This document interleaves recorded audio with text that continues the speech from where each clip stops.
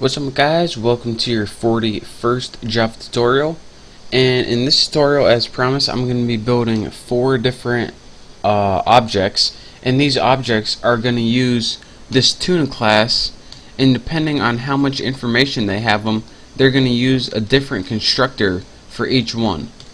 So let's go ahead and do that right now.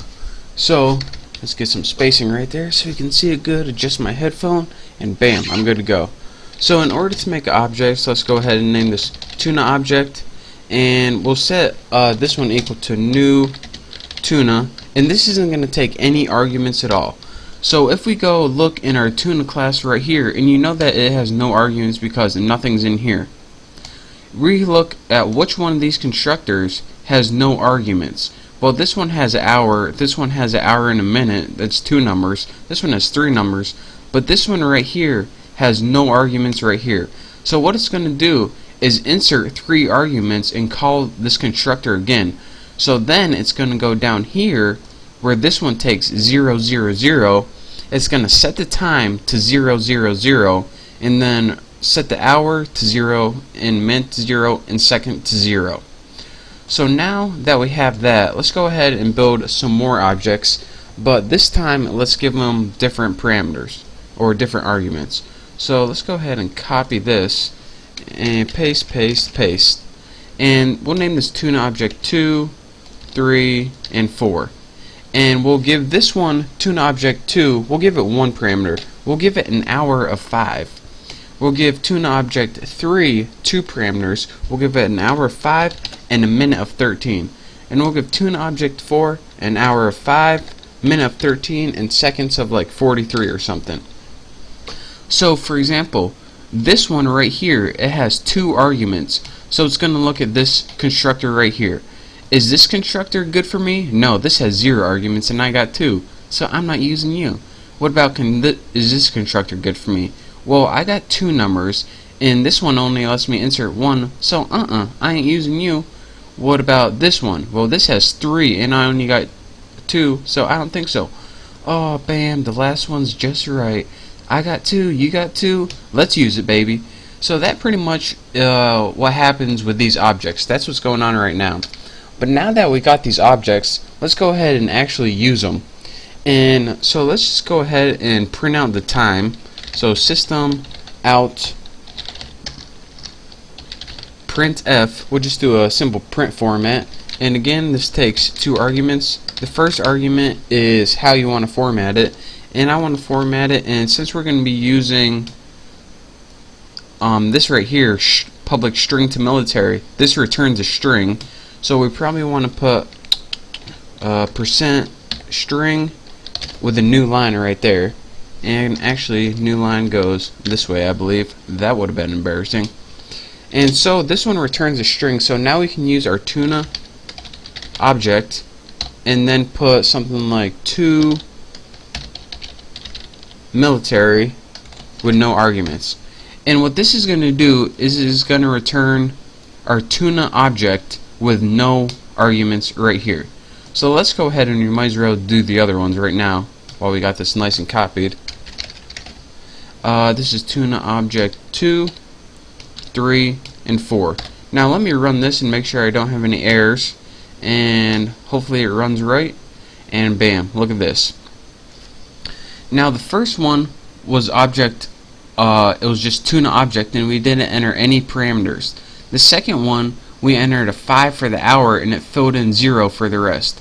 The second one, we entered a 5 for hour and 13 for minute, and it filled in the rest to 0. And this last one, tuna object 4, it filled in all of them for us, or actually we did it ourselves. So let me see if I can position this right, since my screen recorder is messing up again. And now let me go through one of these and show you guys exactly what it did. Not dud. Why the heck did I say that?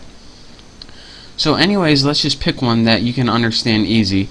And how about tuna object 3?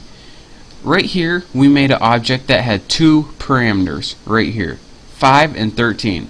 So it went to tuna where it creates everything, and it went to our constructors, and it says, alright, which one of these constructors has 2 arguments? This one has 2 arguments right here. So I'm going to use this one. This one has 0, 1, and 3. So I'm going to use this one that has 2.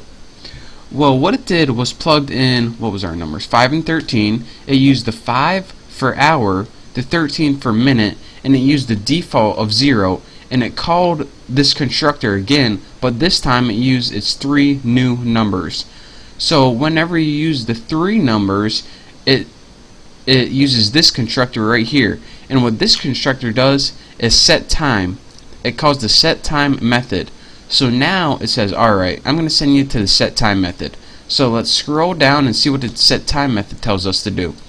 Well, it tells us to do 3 more methods right here. Set hour was pretty much check if it was between 0 and 24, which it was. It was 5. Set minute checked if it was between 0 and 60, which it was. And set second, that was that 0 it plugged in for us. That we didn't have to do anything for that. So then we said, alright, we're good there. So then when we finally called the to military method, what did it do? Well, it pretty much just said, alright, we want to use this method for that object right here. So what we're going to do is get that hour, which was 5, get that minute, which was 13, get that second, which was 0 by default, and I'm just going to return them all to you in a nice, pretty looking string format right here. So that is why whenever we called this to military, it just outputted this string right down here, 5130.